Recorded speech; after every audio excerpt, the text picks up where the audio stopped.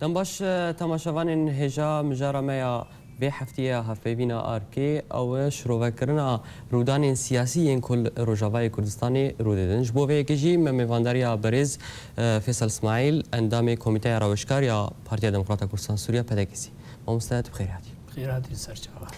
مامستاد خواندن تا جوان رودان سیاسی یا جیروش روجاوای کردستانی جالی سیاسی و خواندن تا جیره چیه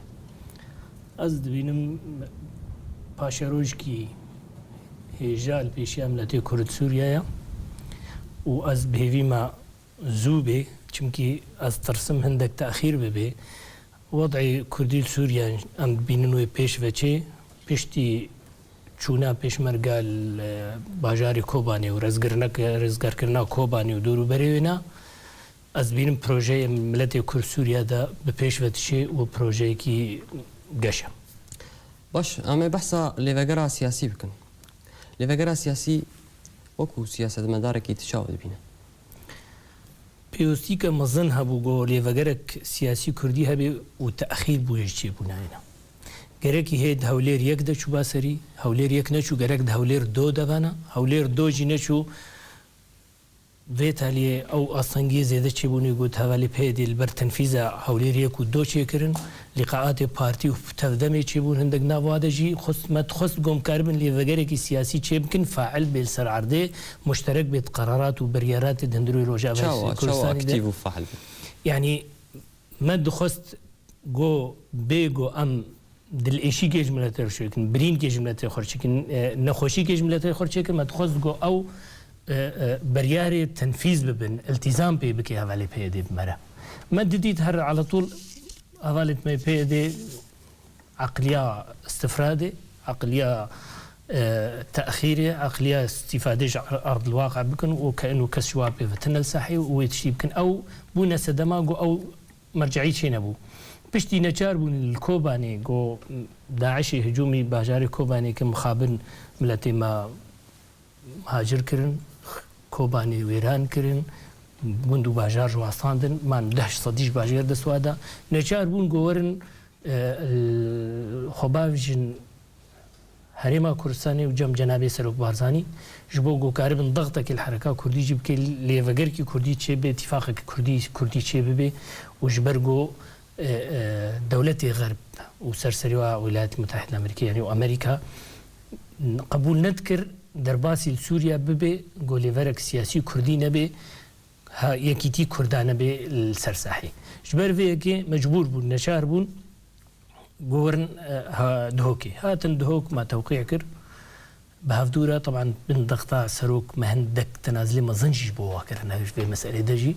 ما خست جو او ليفاجرج برجو مديت مصيري ملتي ما غريداي في لقاء في ليفاجريرا ما قبول كر ليفاجري تشيبي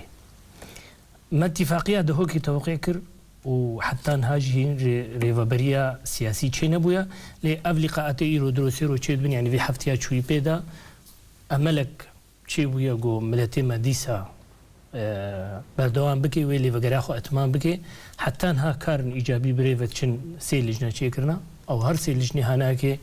يا إداري تطوير إدارة ذاتي شو أم نابين كانتونات تشتكي راست ام بين ليفغرا سياسي جو دوي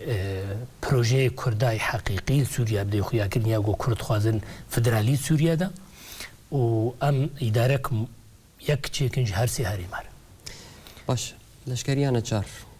كوجالي بهدي و هوال بندوي هاتي راغاندن لقال جفينن كون هاروددن جفينن ليفغرا سياسي تشاود بين لشكريانا تشار بريارك شخون تجي خدها ايجو دفاع عملتي خد كي ملتي مملتي مطوعي دفاع عملتي خد كي وقتي جو باوريا بقياده سياسي هبي ودفاع ذاتيت كي ما ديت بينيت بيش مرجج روج كردستان روج افاتين الفيديو خد تطويع كن بو بنا بيش مرجج بقي باوريا وقياده سياسيه هي بارتي ديمقراطي كردستاني سوريا وبارتي ديمقراطي كردستاني يا هرمي كردستاني عراق وقت باوريش نتيجه باوريا خلق تلفر تطويع كي ليلويد جبر باستن أف السبب هنا جبرجو بهوري بإدارة سياسية في قيادة سياسية وليت ببيك وقت قيادة سياسية ببيك بهوريا مدم لتيمة آمدية خبخش يعني متطوع دفاع عملته بكتشكي أنها خلقي إجباري كسي كاري عسكري إجباري أو خدمة إلزامية جو حكومتها سوري تكر أو وضعك بو بس أنها وك كرد متطوع أم دبينين باشترا أم بين أو بريار نجي خده دو أو جي جاميرا يعني تشاور جي نكرنا بمجلس الوطني كردي بتشاور مجلس الوطني كردي كاري عسكري ناچه سری درای مدت السوري الروجافا باش شما تشاوري وكنت تبيجي لقال انا كسيناك لقال انجمن حتى انها بي دي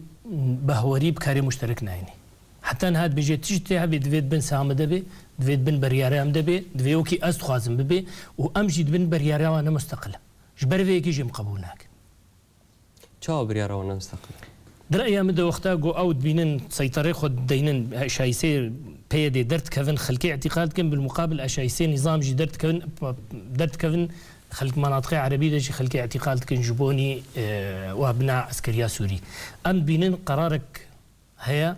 جوارتي وقرارات التنفيذ دكن جبر فيك ام بينن عسكريه نشار نجي خديا دوی مرحله ده هاگر ببی دوی کرد جب متفق بن سر هفتوش و هر پارتی کی هر حزب کی سیاسی هر تفکیر کی سیاسی هر ملت کی موجود جبو هر یکی موافق به کاربه خلق خود تشحین بک انه هر دفاع ولاتی خوب کن و هر یکی متطوع ملتی مدفاع کن ها نتنی عمره 23 حتى بسهي مثلا جيش حجده حتى بسهي تاني كاري حسيا عسكري بكن هنا ضباطي منشق هنا عساكري منشق هنا خلقي متطوعي كوادري عسكري احزاب كردي ديجي هنا خاصه بارتي كوادري عسكري هنا هنقاقو ام بقى برياره سياسي بصين مشترك امي كاركي مشترك بكن او كاروي بريف هاري اللي وقتيت ببين اليكي و نچاري بزوري واتبن ناچي سري ونتشكي راستشي باش هردم واشتفدمي اف يكرغو وكو انا كسي اشتفدمي رتوتن دغو دستي يبكيري يبكيجي تدستلا داريا مال سرويتن چارچي درباري بيكي ديسا از بينم چه قيادة چه عسكري نتابعه طرفك السياسي بيد من ميليشيات هكا وخبين ميليشيات او مشكلة واحد ام كاري عسكري دفيري فابريكو سياسي هبه تابع جيكي سياسي به هكا نتابع جيكي سياسي معناه خد به ميليشيات او ناينا قبول كرنا اصلا سرساحي مستقبلي ناينا قبول كرنشي باش امي ورن بحثا بريارا لدارخصنا هالبجارتنا تيكرن د ادارة بيد بحثا هالبجارتنا لقامشلو الحسكي لعمودي الدربيسي تيكرن تلسر فيكش تبش د جواتا ده هو كده نهات مناقشه كرن و د جواتا د جنات مناقشه كرن بانجمن الاجتماعي كردي سوريا را جبر فيك ام نمعني نبي و ام نابي من راسي اوجي قرارك جواي استفراد كي جو بي دي بي قرار استفراد كي جبو شرعيه كي خور بي بسيني لي هاجر حركات سياسي كردي نشركه بي بالتاكيد وديس اوجي وقت تفدمي بمينه مجلس وطني او مجلس غربي كردستان يا جو جهه خد عرضي نقرت بهوريا خلقي بينات وبهوريا ملتي مديسه بيناي وبهوريا مجي بيناي دفي او بريار بمناقشه كرن دجواتي تفدمي ومجلس وطني كردي ده وبرياري مشترك في مسائل بينستان برياري فردي امن معني نبي وامن قبول جناكن ملتي مجي كين معني بي ملتي مجي قبولناك طبيعي وهندك انصاري بي دي هبن او معني نبي او تمثيل جزء اكيد كن تمثيل كل المجتمع الكردي ناك باش هالبجارتين شارداريان لقال هبونا رجيم نوا بجاري قامشلو هروا الحسكي شارداري تشاو شارداريين رجيمي هبن وشارداريين ريفابريا خسر يا والله بيجم سؤال موجه جواره بباشتر تشاود بيني ديك از بينم حتى انها بي دي اجنده واجندين نظام تنفيذ كي اجنداتي نظام ونظام رازيه جوا مسائل قوتكن چمكي شق يعني مجتمع الكردي تكي از بین مختی پیادی خو نبینه وینا دوید جواتا درونه برای خبستینی ولی وگر نبی زی وگر مدیچم دهاتن وید مدبار اتفاقات دکرن دوباره وگرن صحیح میزین میچ بیشن چون استشارات کردن یان اریان نا اما موضوع هناك قريداية بعلاقات تفدمي وعلاقات پیادی بريجيمير ام بینن ایرو مادام محافظ موجوده صالح قد وزير الشتكي من ديتيا وزير تابعي محافظ بن تاريخ سياسي ديك دولاتي ديك دولتي ديتيا اداره كبه نافي خو وزير بن نافي مجلس وزراء به اداره خو تابعي محافظ كيف من نبيستي يعني افنا من نخونديه ومن بهيستي اگر هو بهيست بيز نظام يعني ونجي تكرر يا خوش واضح فيش بمسألة ده از بينم انه حتى انها ادارات كانتوناتا نتشكي ساغلمن نتشكي راستا سلطة امر واقعة افتشك ديه سلطة امر واقع خبزوري فرد كيسر من التيمة باش ونجي بحث على فدرالية ودولتك اتحادية كنو رجيم أسد الباجاري قامش لي ما وك إدارة تشكيل نكريا أم بين المستقبل ما معارضة سوري رجي توقيع كريا أم تخازن ملتي تمثيلها خب كده هندوري سوريا ده الجوري نسبة موجود وهي ما خستيا أم دعوة خوازة ما يتالي سوريا ده دولة اتحادية فدرالية جبرقو أم بينن شعر سريكي راس قو ملتي ما بيجي حقيقة وملتي سوريا مشاكل تيدنا مينن ما ملتي سوريا ده مشاكلنا مينن هاجر بمينن الجمهورية العربية سوريا ما نخو ما تشكي ما كردات نينا وقت النبي جمهورية سوريا ما تشكي ما كردانينا أما بيجن دفي كرد حقي خوب خوازن حدوي فدرالية إيرو ضمن سوريا ده دبيقوم مستقبل هلدنجي في شعاري أم بلنترجي بكن بس أنا هم بينن شعر سوريا وضعي سوريا حكومة اتحادي شبابي أو حكومة اتحادي تمثيلها كافة ملتي سوري تمام ملتي سوري بكي او ملتي سوري هر يكي الجوري باش موجود الجوري رجمه راي دندروي سوريا ده ومناطق موجود جغرافي او اداره خو بكن واداره مركزيه بحكم كل سر سعيكا وامبراي هفتو بنو بحمي تشتي خو بشركه ولاتك باش جارانتي هيك هيكو اوبوزيسيون سوريا هيك قبول بك ضمان او اعتراض سر نكريا وك فدراليه بس قبول جي نكرنا وتنج حقي ويا نسبة ملتي كور سوريا ده شبه دوي الجوري وين نسبة مشاركات حكومة سوريا ده بكن مناطق خو وين اداره بكن وين جزءك الشعب السورينا بس وين الشعب الكردي جزءك الشعب السورينا نقولنا وين جزءك الشعب العربينا اف قبول كرنا وما قلت يا داخوازا ما فدراليه او قلت يا حقي وين دعوه بكن بس حتى انها اعتراف جيب فدراليه نكرنا باش ما سر ريفابريا خسر حرسي كانتون كوبيدي افا كرنا بله هون تشاو تخوازن اف كانتون ببنياك يانجي تشاو وك اتفاقيه دهوكي بريجي ما قلت يا ام وك كانتونات اعترافي بيناكن كانتوناك كورسان متبارشناكن سي بارشا وهم اعترافي بارشا قلنا هر سي بارشا ناكنجي ام بيجن جغرافيا كرديه كا جي حدود كردستان العراقي الكودي بسكني والويد دسبي بكي وحدود مدكي بحراس بي ودفي ام حدود خو بباريزن ودفي ام منطقه خو اداري كردي موحد اذا منطقه كرديه موحده بي نافي خو تشلي بي بس دفي منطقه اداريه جغرافيه موحده بي اف داخوازا مجلس وطني كرديه اتفاقيه قهوجي دو اتفاق جي سرشيبيه باش برز من ابرك بستين جار كدن تفدي سرچا بل تماشاوان هجا نابرك كرد جار كدن ودغ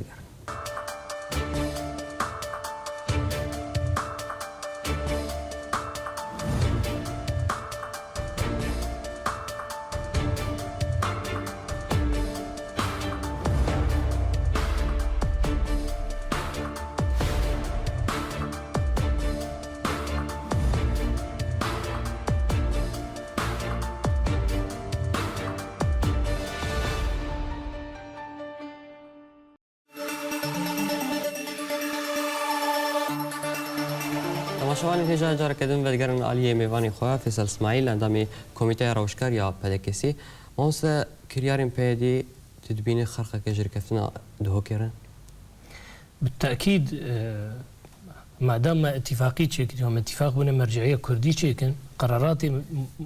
مجريداي وضعيه منطقه كرديه سوريا دو ياغو ام هو او هادو معني نبي دبيق وتشاورا ما بكن بيت تشاورا ما بين تشكي بطال باش بيدي لهوليري لدهوكيتي ركفتنا بأنا كثيرة كارم بتهدمي انجي بيدي امزدك ولا سر خاكي سر عردي الرجاوي كردستاني برنج كيدن درت كذا جار القلبي تشيه از بمديسنا بيدنا خوي بريدج قوتي ت حل بشيا كرداي نجغي يكتي يعني مرجعيه كردي تشبي قرار كردي يك بيت هندرسيود هكذا بخازن برجونديه ملتي خب حافظين يعني حفاظ السر مصالح ملتي خب كان حفاظ السر برجونديه بكن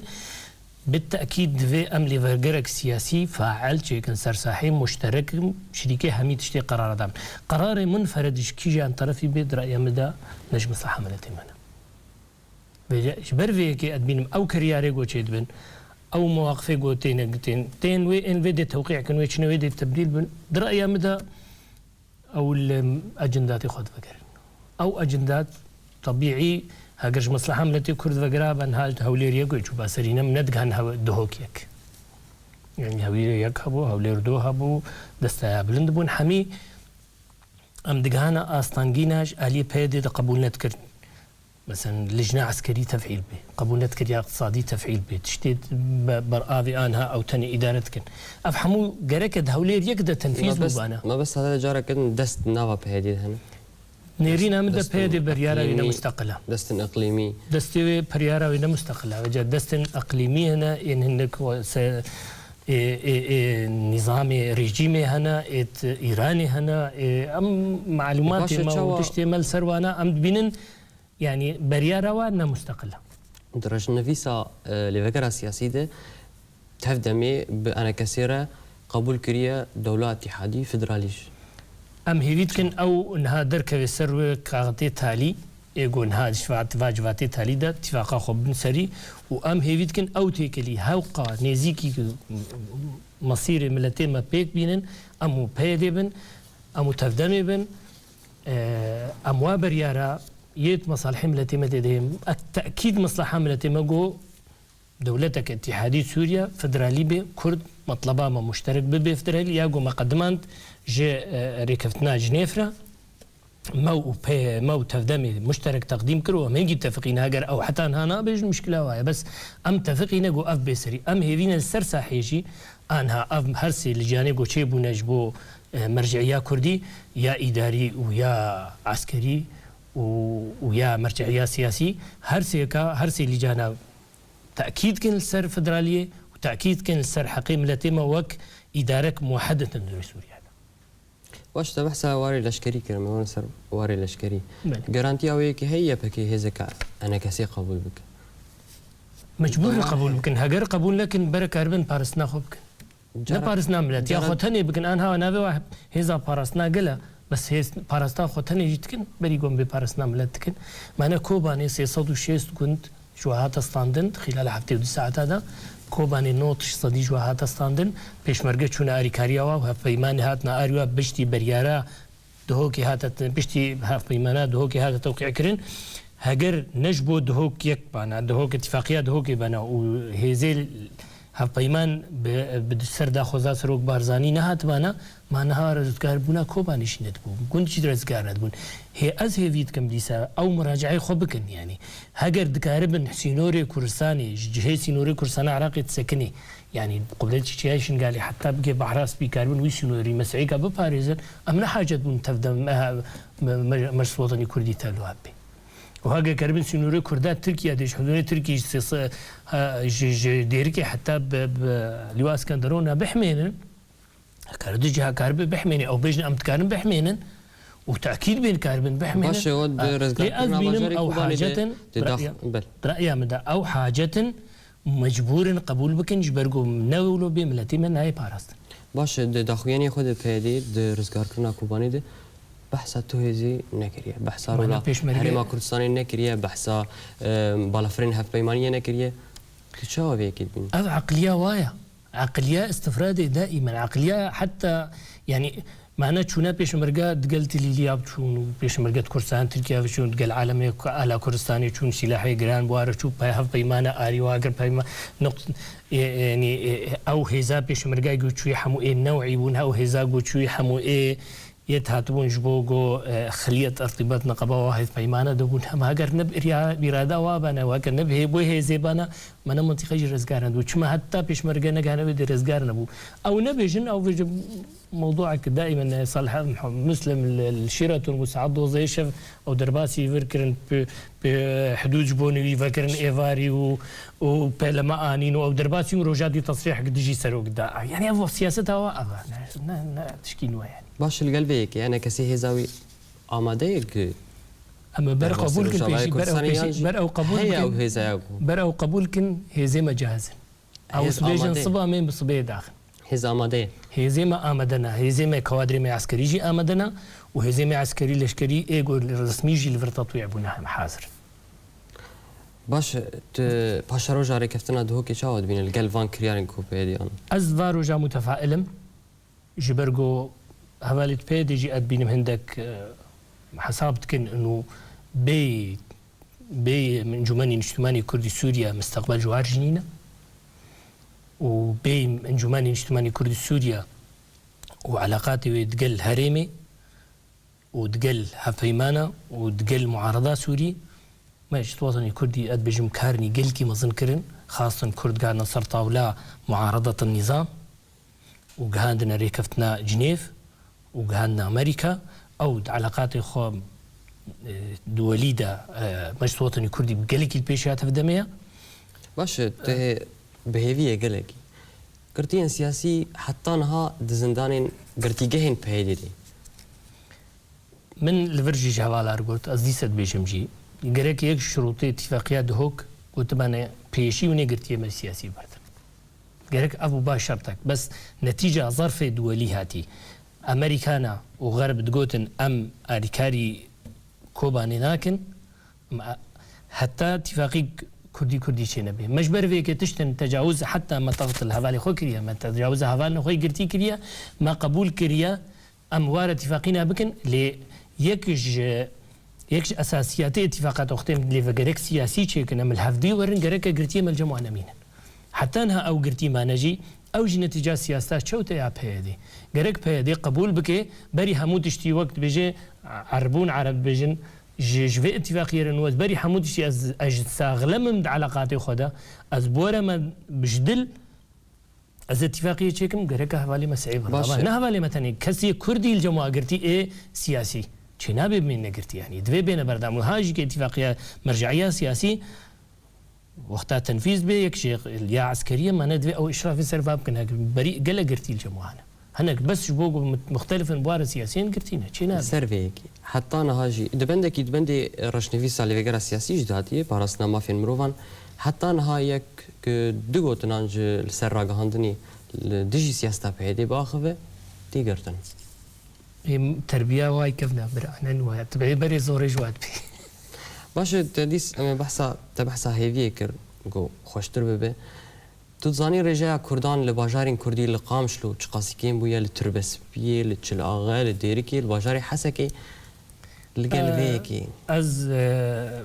نبينم انه نجارة كما كرد بنابرد بنو دهاجرن ديموغرافي بحثا ديموغرافي از بحثان شد بحثا شد از بحثان ديموغرافي از بين بوي بيجماني نجارة ولا كرد بنابرد بن بريان هم مليونك كردستان عراقي بنابري تركيا بو وغيرها واريخو مليونك بنابرد شو كردستان ايراني وغيران واريخو ويا بهتري خوشتري هجا حتى انها ملتي كرد سوريا ايهاتنا هريما كردستاني نبونا بنابري رسمي حمو طالب لجوء حتى انها اف سياستك هريمي قلكي ساغلما يطالب لجوء رجع بيجمل الجويات تقبل لك يدفيت فقري ولاتيخو ان بين وضعي اشايسي وضعي آرامية كردستان روج آفا بكوي بندستي مرجعية سياسي كردي حقيقي دا ياقو ما في ملو مروفاتي دا بي باراستن خلقش ترسي بيدي بازنو دي كس جبر نظام ناترسي ما دام أشايسي كرداوي چي بن وحد ملكون أملت همي وغير مناطق خو إيه خلقيت ميج دفري قو نقد بن كنترولا مناطق كردي دجي أمت كان مخيمات أجوار آفا بكن لويدي وام أريكاريا وابكن وكي قونها مخيمات لويدي هنم لويدي أريكاريا وابكن بروجي كردستان عراقي ويسروك بارزانيد بجي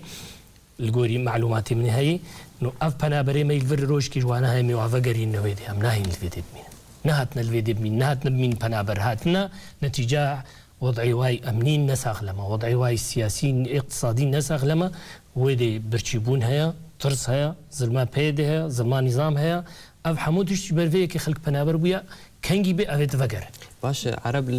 الرجاوي كردستان نشتجيد بن باجاري قامش لو نشتجيد بن ديركي نشتجيد بن او نتيجه او جي ظرف وضعي داخلي سوريا خرابه هندروي داخلي سوريا شر زيديه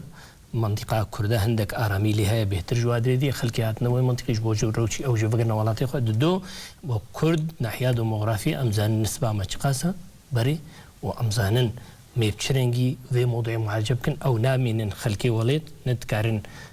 بس عرب ملك ومالان لو ذكرنا دكرين مشكلة دي بس نخل كي وليت نخل كي منطقينا خل كي مناطق دينا السوري ناحية ديموغرافية المستقبلي أبناء ند نفوسي كردي دنا مع أو حتى غامرجي ووري موضوعي في أوراق بنفجر بس غامرتين بارستن تا بارستنش بيدي وأزان مهر قندك $6,000 جي دستين حراستاوينا بس ليه أب نخل كي وليتن أب قرارك سياسي هاتنا بقرار سياسي جي يا حريداوي از هيفيتكم تفدم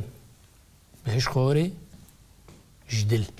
واز هيفيتكم ببراتي ملي خبلنا ملي هفدو تفدم ومجلس وطني كردي مرجعيه كردي سياسي تشيبي او مرجعيه تمثيليه حقيقيه ملت بيكرن جبو كاربن برجونديه ملت ما بين باراستن قالك اسباس برز فيصل اسماعيل اندامي كوميتي راوشكار يا بارتي ديمقراطية كردستان سوريا بدكسي كويرو تبمرة بشدارو سپاس كم قالك سپاس بله تماشاوان هجا سپاس جبو وجي هرشاد و بختوان